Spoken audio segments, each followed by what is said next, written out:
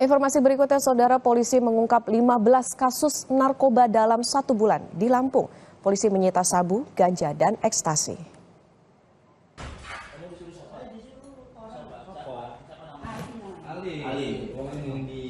Inilah detik-detik salah satu pengungkapan polisi menangkap pengedar narkotika jenis ganja. Pelaku tidak dapat berkutik saat ditangkap ketika hendak mengambil barang ilegal yang dikirim dari Sumatera ke Surabaya melalui jasa ekspedisi. Polisi menemukan puluhan paket ganja yang dikemas dalam kardus. Sementara itu, dalam serangkaian pemberantasan peredaran narkoba, polisi menangkap 22 orang yang terlibat peredaran narkoba. Dan polisi berhasil menyita 2,71 kg sabu, 134,60 kg ganja, dan 201 butir ekstasi.